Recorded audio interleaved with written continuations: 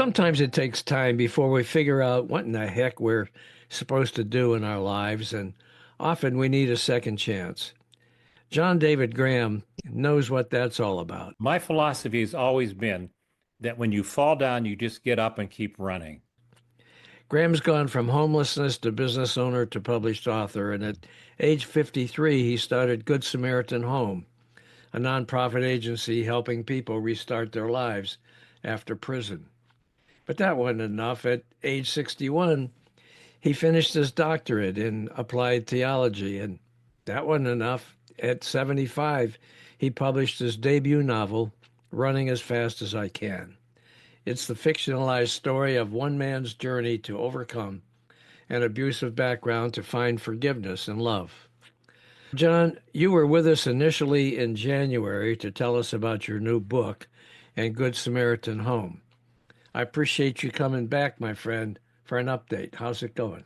Actually, number one, I was very much looking forward to talking with you because we have such an easy flowing conversation. And we can move from book, we move to political issues, social issues. We can talk back and forth. Yeah. And after I talk with you, I feel like I've been rejuvenated. Well, I appreciate that. That makes me feel really good, man. I'll tell you. Yeah. Yeah, I'm a fiction writer. I can say things like that. Yeah, that's right. See, folks, he just tells us stuff that, yeah, it's Yeah. fiction. It's just all Yeah. fiction.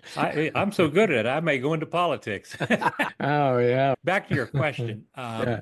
What I learned was I thought when I published my book that New York Times would call me and say, "We love it, sir. You're a bestseller." The truth was, all I heard was crickets. And so I had to learn how to promote without being self-promoting. I had to learn to tell the story that I wanted to convey emotionally from the book into TikTok and into all the social media. So I hired a sixth grader to teach me how to do social media. But what I learned was, That was probably pretty smart. oh, that was the smartest thing I ever did. My grandkids, they're my teachers. Oh, yeah. But what happened was that most books I learned sell less than 250 copies. I'm talking about major houses Yeah. because there's a million books out there and some are very good. They die in the wilderness. You have to promote. So I hired a publicist and she taught me how to just get my story out there of Daniel's second chance journey and how can people relate to it. And the truth is, in the first year, we sold 12,000 copies. Oh, my goodness. Yeah, I'm just overwhelmed with it. And the reviews come back from readers that are saying, I felt the story. I cried in the story. I lived the story. I couldn't Oh. put it down. That to me is exactly why I wrote it. So I'm Well, very pleased. you should be. Now, when we talked before, you told me that you had more than 200 publishing rejections for your book. You had to bring that up, didn't you? Yeah, I did because you just got done telling me that you sold 12,000 copies. Yeah. And that was after 200 publishing rejections. You started your own publishing company, Don Quixote Press. Did you do that? I presume you did it because you weren't getting anywhere with the publishing companies. What happens is that with the way the industry's set up, you have these hard bodies living in New York, and they go, "Wham! What can I make a quick buck with? What'll sell? What's hot?" So right. you send a one-page query, which is the summation of 10 years writing, and you try to convey all the passion in one page, so Right. they can look at it in 30 seconds and say, "God, this is Hemingway." And the truth is that they don't do anything with it because they don't know you. They Right. don't see you as a known money maker. You're not John Grisham or Kristen Hanna, Right. and you're not somebody in politics who's running Right. naked through downtown Washington. Right. So you just disappear. So what I Uh-huh. did was I said, enough of that nonsense. Uh-huh. I'm going to take charge like I did everything else in life. My philosophy has always been that when you fall down, you just get up and keep running. I call it a marathon. Uh-huh. And so I got an attorney and I got a publicist and I got an editor and I formed a publishing company. And it's ironic, the name, because it's about tilting at windmills. Okay. And I said, we tilt at windmills passionately. Okay. But the best part was by forming a legal entity, it's not just publishing my book. But what I can do now is I'm working on not only a sequel, but I'm working with the Department of Correction to publish an anthology of short stories from inmates, people who were actually in the prison that I can work with them and help them edit, and their book can be published. And I call that giving a voice to the voiceless. Oh, that's And that's awesome. all because of my rejections. That's awesome. I'm at all, man. You are something else. I thought about Really this for a great. long time, but here's the point. It's not about me and not about somebody griping on paper. The writing itself will become a rehabilitative tool because I learned through my rejections. I learned to do 24 drafts of my novel. I learned to write it over and over. And that's a rehabilitation tool for me. Yeah. And if we can do that in the prison, and I'm looking at life sentence guys, people who are never going to get out.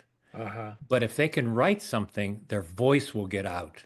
Yeah. And I think that'll have a rehabilitative impact on the entire prison system. Wow, that's amazing. Yeah, I'm excited. I'm really excited about the prospect. So I what call what it, tentatively, the book is called A Broken Winged Bird Can't Fly. okay. And it'll be fiction stories, not bitching sessions. Not Right, I'm innocent, they wronged me. right. Tell me a fiction story about some event or some person that changed your life forever. Okay. Now, Wow. anyway, that's my latest exciting thing to keep me up all night. Yeah, I guess you probably like my t-shirt, huh? I'm sorry? You probably like my t-shirt, huh? Yeah, yeah. Actually, that's true. That's my motto. That's my motto. I think I've tried to climb that mountain on your t-shirt. You know what? I wore it today because I've been thinking about quitting. And then I reminded myself that I have this shirt, and if I quit, then I have to throw my shirt away. And I can't do that. It's a good shirt. I can't No, afford to be throwing shirts away. So, I don't want to scare you, but that looks a whole lot like the t-shirt that Elon Musk has been wearing in public. oh no. It Wow, this does. is going in the trash. Oh, Well, hey, you have what's your best advice for people who want to start over late in their career? They're bored, I don't know what, but they want to do something different. What advice do you have for those kind of people? my situation was one of desperation. I had failed so many times that we finally concluded, what is our passion? Uh-huh. And go with your passion. And ours was helping people who were struggling more than us. My daughter has been through, and my son both have been through a 25-year careers in business or law enforcement, and they'll be looking at a second career at the same age. So what they're asking is, what is our passion by choice? And that we actually that's a better way because they have a cushion they've built up over the years. Sure. They're not desperate like we were, but the situation is still the same. Don't look at it for money. Don't look at it for some sort of a fun thing. What is your passion where you feel like you've made a difference and somebody will come to your funeral and say, he changed my life. He made a Right, right. difference. That's great. There's an awful lot of people, 200,000 at last count, federal employees that have been kicked to the curb by Trump and Musk. A lot of those people are going to have to be thinking about what are they going to do next. Oh, yeah. It's incredible the angst that they're going through right now. And they're not prepared for it because they went into the government for stability. They Right. went in to do a day-to-day, mundane, boring job and just do it so that the streetlights stay on, the potholes are fixed. That's what Mhm. government does best, Mhm. boring Mhm. work. And now we've taken it and said we tried to make it into a profit-making business and justify your existence by the total production index we call it. And and they're not ready for that. I can handle that because I've been thrown out of better bars than this one. But most people don't have that resilience. So Right. I would say grab a beer, grab a friend, and cry on one another's shoulder. Then get up off your ass and put your application in somewhere. Do something, but Mhm. don't quit. Don't quit for sure. Yeah, call Yeah. me. Yeah. Call me. I know what it's like. I'll tell you what, I feel really sorry for these folks, people with families, people who are used to living on a middle income or better salary, and then all of a sudden it's yanked away from them for no good reason. For no good reason. It's just all BS in my opinion. And people are going to come home, are going to realize it eventually, I think, that they made a mistake by supporting this guy. At least that's my feeling. You agree? Yeah, it what we're seeing now, if you just step back and look at it and say, where's the science? I've had a couple people put posts out there saying, we're just trying to eliminate fraud and waste. You want to eliminate fraud and waste, don't you? And the answer, obviously, it's like saying, do you want your husband or wife to be faithful? That's a no-brainer. Sure. But how do you make them faithful? How do you maintain that relationship? You work at it. Yeah. And I haven't seen a working audit being done. I haven't seen an in-depth analysis being done. No. I did a No. quick Facebook video having some fun with it. I said that years ago when I'd gained some weight, and so I had to lose 30 pounds. So if I called Elon Musk and I grabbed a big butcher knife and I said, he just tell me to cut my belly off. And he's right. I would lose Mm-hmm. 30 pounds, but I'd be dead. Yeah. And that's what's happened today. So what I had to do was go on to a sustained lifestyle diet. Mm. And that's what the government needs to do. All of us need to do that. Yeah. And I'm very, in fact, I told you earlier that I didn't sleep well. I don't sleep well because I'm very concerned that we're forming a firing squad in a circle and wondering why there's so many wounded. That's a good analogy for sure. It's incredible. Yeah, and to be very emotional now. I've been reading William Shire's The Rise and Fall of the Third Reich, and I know we throw Germany out there a lot, but the truth is the parallels and the quotes and the actions are almost verbatim from 1932 until today. It is, and the fact we have good moral people who are bowing down and allowing this to happen. Yeah. And the truth is, I'm a conservative person. I'm fiscally and socially conservative, but what I'm seeing frightens the hell out of me. Yeah. You know what? You lived through the political and social upheaval of the 1960s, and I did as Yep. well. Yeah. How does that compare, do you think, to what we're facing today? I would say it's very similar. We had bombings on campuses almost on a daily basis. The SDS was active. And the truth is, the latest reports are showing that there was clearly at Kent State a communist cell intent on disrupting and doing exactly what we saw happened.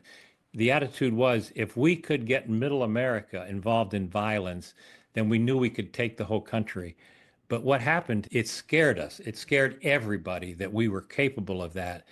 And we went into we were in shock after Kent State. And the frightening part was that I was at Ohio State on that same day in a protest. And I was there to pick up girls. So that tells you where my head was. But the truth was that at that point, I was tentatively accepted in officers candidate school in the Air Force. But after the guard turned on us, after those four students died, I never looked back at that. I declined the Air Force. I declined everything to do with government, and it took me 35 years to enter a voting booth. No That's kidding. how traumatic that period was. And today, I believe my grandkids are going to go through that same thing. I think you're absolutely right. I talk to young people today, and it's like, what's the point? Their Right. attitude. Yeah, the What's term the point? oligarchy we've never heard that until now. Not But in this country, no. yeah, Mm. the latest thing now is we're selling immigration visas for $5 million. The fact that's out there, no matter how you dress it up, we're basically grifting from the White House. And I can't even comprehend that sort of thinking. I know. I don't understand how that can even be legal. I really don't. But then we have the courts that are all stacked by Trump. Anyway, It tells me a whole lot that in the beginning, Benjamin Franklin was asked, what do we have after the convention? He said, we have a republic if we can keep it. And the idea that the common man, the average person, the farmer, could hmm have the same vote as the landowner, as hmm the educated Harvard graduate, that hmm was revolutionary and it hmm worked. Right now, we're seeing people who are bumper sticker voters. They say, get rid of graft, get rid of the deep state, whatever that means. right, Clean house, right, take a chainsaw, and right. people love and they vote. And if we have a 50% tariff on China, China's not going to pay it. You and I are going to pay it when we go to Walmart. Absolutely. And 25% tariffs on automobiles.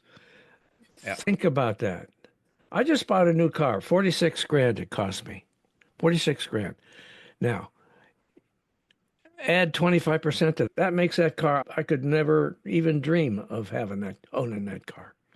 And it's Mr. Trump can say anything he wants, but it's the people around who the sycophants who allow that. And they're not immoral people, they're not uneducated people, but neither was Germany in 1932. These were sons and daughters of Martin Luther. These Mhm. were good people. They Mhm. allowed it because they felt like he's a strong man. And that is the language they used in 32. Yeah. That's the language that I heard my granddaughter use. At least he's in charge. Oh man. Did she say that? Yes, we need a How? strong man. Oh man. Yeah, and see, Wow. that's an 18-year-old looking for some leadership. Yeah. And that's what bothers me. It bothers me greatly. So I never get this animated on these podcasts. But right now, I'm not sleeping well because Mhm. I've seen the future, Mhm. and it's not a good future if we don't speak up. That's right. All right. So I want to go back a little bit to some things in your life. You experienced homelessness at one point, right? Yeah. Yeah. How did you overcome that?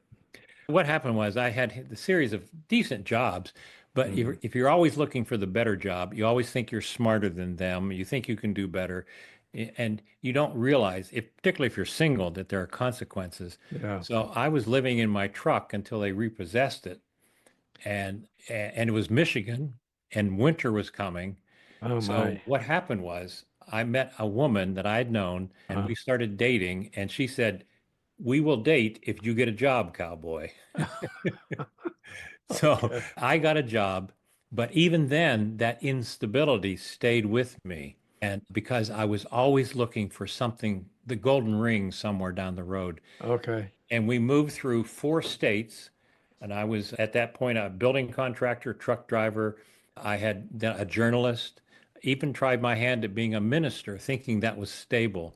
But minister in the church can be very political, Mm-hmm. and I was not that good at it. And so we were again, now at 53, I was near homeless with my family. Oh my. That's when we decided on Good Samaritan Home. Okay. So, So so that in was other the words, inspiration. I it was just going to ask you. You led me into that question about Good Samaritan Home. But before we get to it, I'd just like to know what you think about Trump's attitude about those who are homeless. I think he summed it up best when he was talking about countries that are sending immigrants. And Uh-huh. he was referring to Africa, but he said shithole countries. And this new visa program, because of the price tag, is going to attract wealthy entrepreneurs. And actually, at one point, that he admitted that I'm sure there are some Russian oligarchs who will want to come here and become citizens. So he Mhm. wants to get people who have the golden escalator like he does. But Right. historically, that's been the opposite of what we've done. We've taken all the poor, we've taken the huddled masses, we've taken the people who were running from oppression. We have always been a land of immigrants and of poor people wanting to start over. And Okay. So that made us let's, strong. yeah, for sure. Let's talk about Good Samaritan Home and what it does. Fill us in on that. Good Samaritan Home, the idea was originally it was just a homeless shelter, Yeah. but I had been doing some work with the prison chaplain because Ohio, even though it's a red state, is incredibly progressive when it comes to prison rehabilitation. Okay. For 25 years, they've been doing what they call reentry in the community. Okay. And our program is at the center of that. The idea is that if you can put somebody in the community and help them with housing, help them with getting a job, then Mhm. they become taxpayers instead of tax burdens. I crunched the numbers. It costs, give or take, $50,000 a year to put somebody into prison. It's Mhm. prison cost. Then you have the ripple effect in the families they leave behind, and that's often another 25,000. But if you have somebody in the community working, paying taxes, and they are actually paying the community, you end up with a plus factor. You don't spend money, you receive money as a community. And so everybody wins if you work on what we call reentry rehabilitation. And that's us. Okay. So they asked us because we had a shelter. We were using our own home that we had purchased an old house and remodeled it. And the Department of Correction said, "Would you like to take a referral for somebody from prison?" So we took one man in 2002 and he lived with us in our own house. And out of that became two men and three men. And today we have, give or take, 100 men and women in 19 different houses in the Western Ohio region. Oh, wow, that's incredible. So we calculate that just in one county alone, we saved the taxpayers $1 million in jail costs. How many people have you helped altogether since it Oh, started? about You know? 2,500. No kidding. That's amazing. That is amazing. Now, can you share a success story or two from among your residents? Yeah, the half of my staff has been through our program, so Oh, they're is now that no with us. kidding? Yeah. But I often use the example of Jimmy because it's such an emotional thing. Jimmy was schizophrenic, and when he was off his meds, he would think he was James Bond one day and Jesus Christ the next. Uh, He was so off the scale that even the mental health office banned him from coming in because he okay. was uncontrollable. And he was 67 years old when he was found in his truck in January. The truck had broken down and he was freezing to death. And he was a veteran, so the VA hospital got him stabilized, and they called us and guaranteed they would keep him on his schizophrenia meds if we could house him. So we took Jimmy in, and he stayed with us for a day, 2 days, a week, a month, a year. Jimmy stayed with us 14 years. Wow. And we developed what we call long-term housing, where he paid a small fee, a small rental, Hmm. affordable rate. Hmm. And Jimmy said before he died when he was 81, this was the only home he ever had. Wow. And that to me, that's the absolute definition of what we're doing is that we're offering what I call lepers, outcasts, people with no options. We're giving them a safe place, in some cases, to die. That's amazing. It really is, John. That's an incredible thing for you to have done in your life. There's an example in the Bible of a beggar who was at the gate of a rich man, and the rich man walked by him daily and ignored him. And he just said, the beggar could say, a cup of water, a cup of piece of bread. Mhm. And they both died. And they met God in the afterlife. And the rich man now begged for a cup of water. And the beggar was now resting comfortably in what they call the bosom of Abraham. In other words, eternal peace. And he said, the rich man said, "Can you at least warn my brothers and sisters?" And Abraham said to him, "I've done all I can do through the prophets, and you ignored them." We don't do it just for Jimmy. We do it because if we don't do it, there's an eternal consequence to our non-compliance. We call it sins of omission. And that we are by design a faith-based program, but the faith is to motivate us, not necessarily motivate somebody else. I give you a safe place because it's an act of faith. Yeah. Do you charge the people that come and stay with you? You charge them a fee or what? No, the state gives us per diem Okay. because we were audited by the state. We're controlled, it's their program. So they Mhm. come in and they make sure that we're running everything according to their standards, Okay. which is in the light of the current politics, what I have found dealing with state bureaucrats, they're overall very hardworking, very dedicated, very committed to their work, and you can reach them 24 hours a day sometimes because they're so committed. And the idea that they're living large on the fat of the land, I just haven't seen that at all. Yeah. I've seen dedicated people doing the work of the government. Okay. So what's next for you guys? What do you have coming up next? we just bought two more houses Okay. because we're at capacity so many times.